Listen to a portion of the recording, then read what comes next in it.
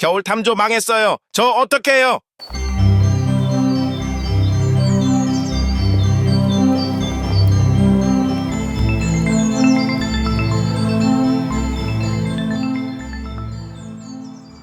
토론토 날씨가 100만 년 만에 영상을 찍은 날, 올해 처음으로 토미 톰슨 공원을 방문했습니다.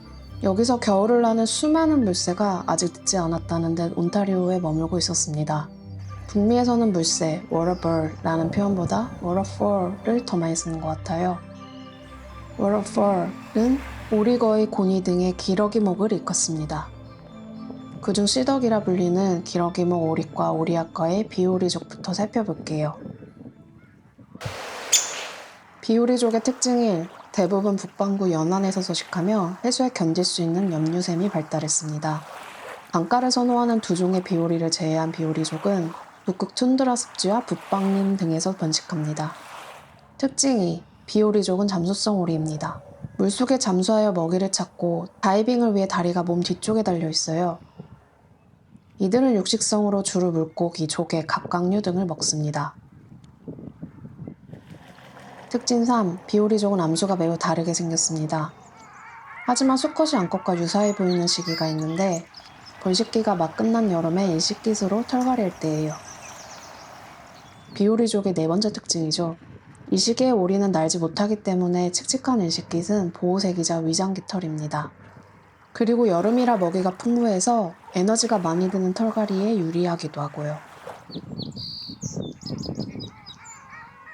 그럼 비오리족 첫 번째 새로 바닷꿩부터 만나보겠습니다.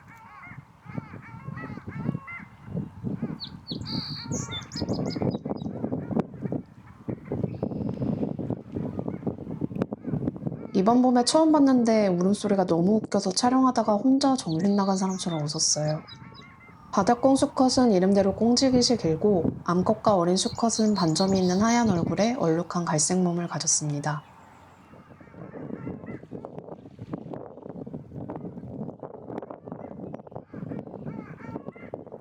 저 같은 초보는 부리로 구분하면 좋을 것 같아요. 핑크색 줄무늬 부리는 수컷, 검은 부리는 암컷입니다.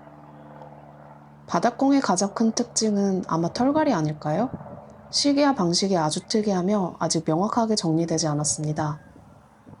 엄밀히 말하면 겨울에는 이렇게 화려한 번식기 깃털을 유지하고 봄에는 갈색의 비번식기 깃털로 갈아입어 여름 내내 이를 유지합니다. 가을부터 덮깃이 나기 시작하고요. 번식기에 화려한 깃털을 입을 거라는 일반적인 상식과 정반대죠.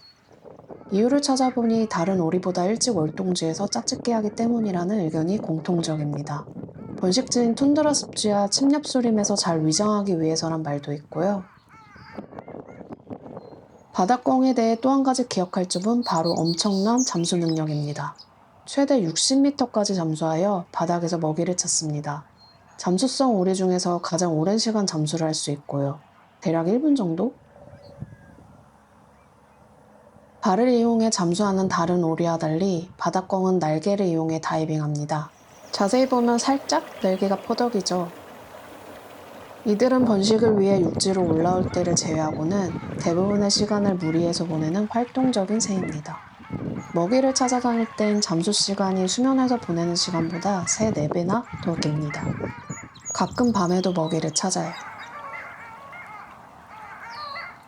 바닷꿩은 전 세계에 320만 마리가 분포했지만 2025년 조류현황 보고서는 바닷꿩을 오렌지 경보 단계의 멸종 위기종으로 분류했습니다.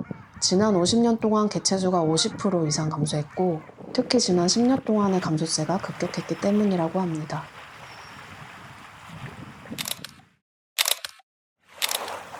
바다비오리를 보자마자 1990년대를 떠올린 건 저뿐이려나요? 펑크록 같은 도가머리와 긴 목과 몸통, 길고 가는 톱니 모양의 부리에 간지가 넘칩니다. 그래서인지 수컷은 이 번식 깃털을 얻으려면 2년이나 걸린다네요. 소빌이라는 별명도 바다 비오리의 간지력을 높입니다.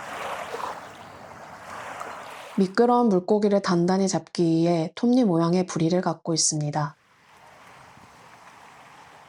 바다 비오리는 하루에 약 20마리의 물고기를 먹어야 하는데 그래서인지 볼 때마다 잠수를 반복적으로 하거나 스노클링 하느라 바쁘더라고요. 연구자들은 바다 비오리가 하루에 250에서 300번 잠수하거나 4~5시간 동안 먹이를 찾아야 한다고 추측합니다. 해안 근처에서 먹이를 찾기 때문에 망원경 없이도 11월에서 5월까지 토론토 강가에서 관찰할 수 있습니다. 비오리들이 우리 무리에서는 작은 물고기를 좁은 지역으로 몰아넣는 역할도 한다고 해요. 이들은 1년 내내 사회생활을 하는 성격 좋은 새로 수컷의 구애 방식도 매우 신사적입니다.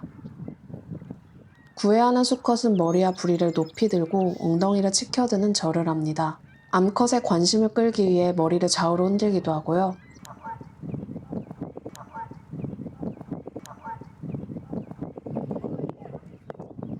번식기 동안에는 일부 이처제를 유지하지만 암컷은 홀로 알을 품고 새끼를 돌봅니다.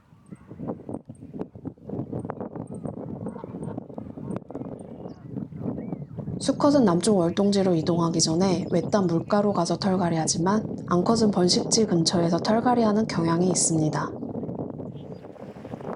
아쉽게도 비행하는 모습을 보지 못했지만 바다 비오리는 가장 빠른 비행 능력을 자랑하는 오리 중 하나로 시속 약 130km까지 속도를 낼 수 있습니다. 한 조사 결과 2017년 전체 비오리 개체수는 50만 마리로 추산되었는데 이는 1990년부터 2016년까지의 평균보다 15% 증가한 수치라고 합니다. 좋은 소식이죠? 북미에만 서식하는 꼬마오리 미조가 한국에서 처음 발견된 건 2013년입니다.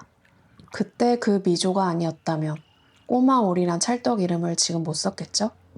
큰 머리를 얹은 작은 몸은 부력이 좋아 무리를 둥둥 떠다니며 헤엄칩니다. 잠수할 땐 깃털을 오므려 공기를 빼낸 후 앞으로 살짝 뛰어올라 힘차게 다이빙하고요.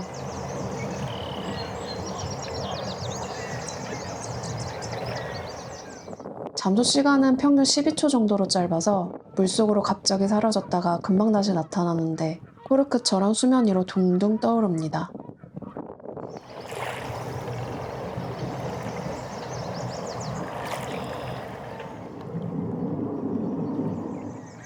비행도 잘하는 꼬마오리는 수면 위를 짧게 질주하여 날아오릅니다. 수면 위에서는 낮게, 육지 위에서는 높게 납니다. 이들을 육지에서 보긴 어렵습니다. 암컷은 새끼를 둥지에서 물가로 데려갈 때나 새끼와 함께 연못을 옮겨야 할 때만 걸어 다닙니다.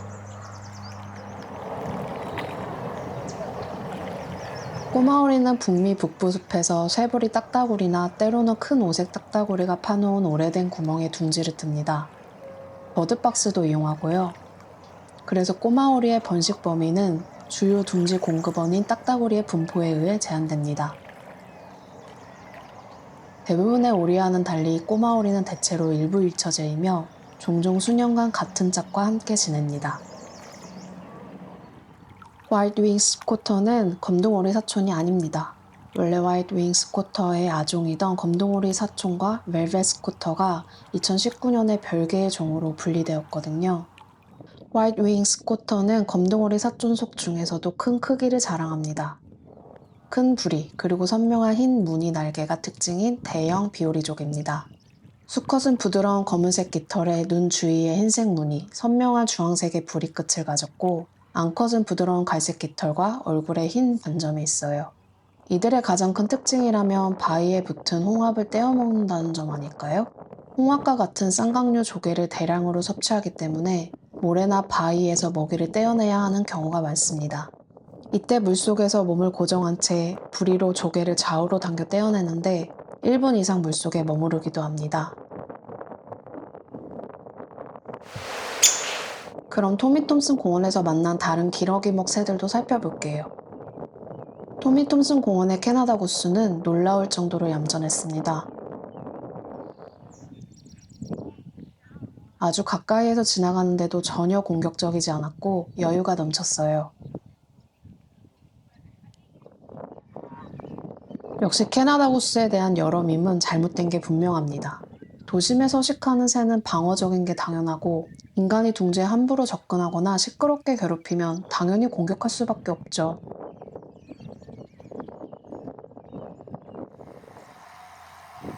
자세히 보니 눈동자도 엄청 크고 정말 예쁘게 생겼어요.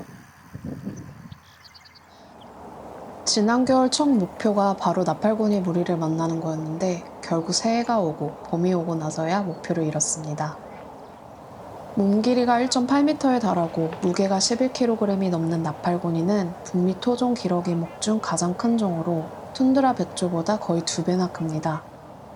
큰 걸 알고 봤는데도 정말 크고 아름다웠습니다.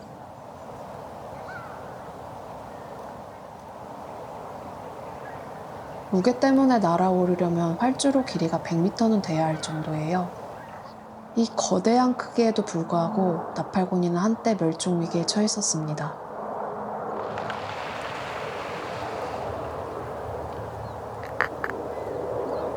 (17세기부터) 사냥꾼과 깃털 수집가에게 사냥당하기 시작해 (19세기부터) 개체수가 급격히 감소했습니다. 모자, 장식, 깃털 등의 재료가 되었다고 합니다. 수많은 시민의 적극적인 노력 덕분에 2000년대 초부터 개체수가 회복되었습니다.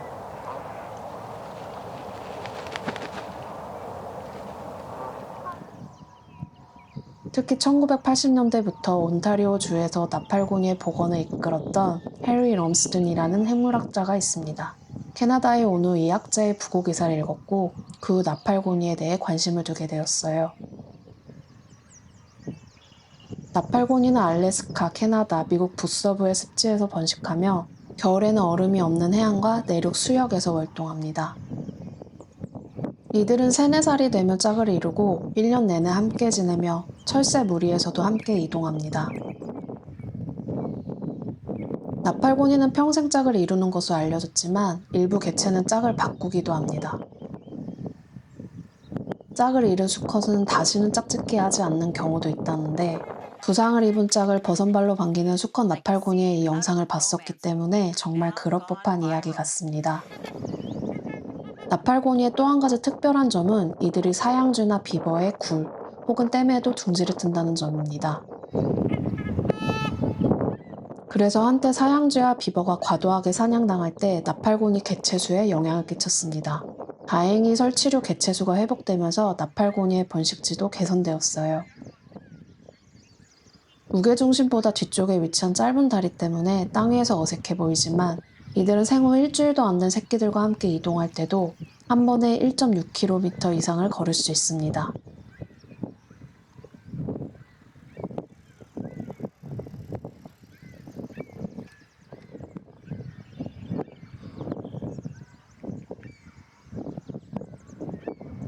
나팔곤이는 주로 소식성이지만 가끔 작은 물고기나 물고기 알을 먹기도 합니다.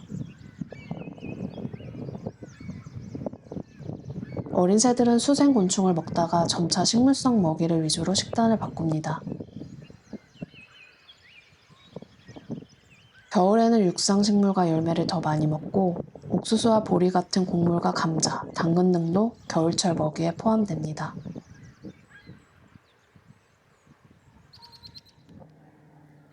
검은머리 흰죽지는 환북극권 전역에 서식하는 유일한 잠수성 오리입니다. 북미에서 가장 큰 잠수성 오리인 큰 흰죽지도 나팔곤이만큼 실물이 놀라웠습니다. 검은 부리와 곱게 이어진 긴 이마, 머리 쪽에 붉은 깃털과 대비되는 흰 몸통, 굵은 목, 붉은 눈에 위험이 서려 있었습니다. 이런 생김새 때문에 서구에서 오리의 왕, 귀족오리라 불린다는데 제 눈엔 좀 햇소리 같긴 했어요. 영어명 캔버스백은 흰 몸통이 캔버스천처럼 하얗기 때문이란 설이 가장 대표적입니다. 암컷은 수컷과 비슷한 실루엣에 전체적으로 옅은 갈색입니다. 큰 흰죽지가 귀족오리인 두 번째 이유는 빠른 비행 속도입니다. 잠수성 오리라 육지로 올라오는 경우는 드물지만 일단 공중에 뜨면 시속 98km까지 속도를 낼 수 있는 강력한 비행 능력을 자랑합니다.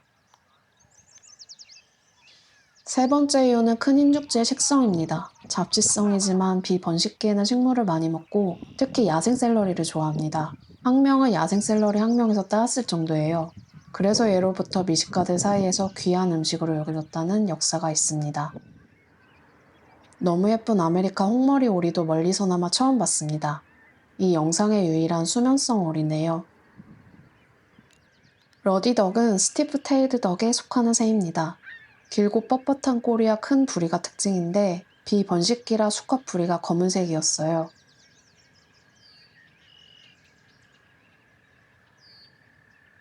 러디덕 수컷의 구애 행동을 유튜브에서 검색해보세요. 함조인이라면 종일 웃을 수 있을 거라 장담합니다.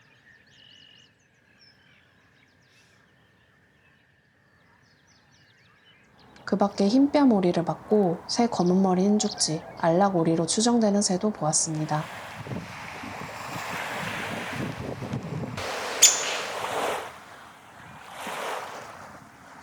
안타깝게도 북미에선 몇 종을 제외하곤 기러기목 새의 사냥이 합법입니다. 개체수 유지를 위해 사냥 제도가 신중하게 관리되고 있지만 내가 보지도 못한 종을 포함해 매년 수십만 마리의 기러기목이 사냥당한다고 생각하니 기분이 이상합니다. 그리고 작년 토론토시에서 수질 향상을 위해 조처를 한 결과 토론토 해변에서 보이는 기러기목 숫자가 급격하게 줄었다는 기사를 봤습니다. 기러기목 새들이 단순히 서식지를 옮긴 것인지 정말 개체수가 준 건진 모르겠지만 면밀히 조사해서 새들이 토론토의 해변에서 공존할 수 있는 방법을 찾길 바랍니다. 그럼 다음 영상으로 찾아오겠습니다. 모두 즐거운 탐조 생활 하시기 바랍니다.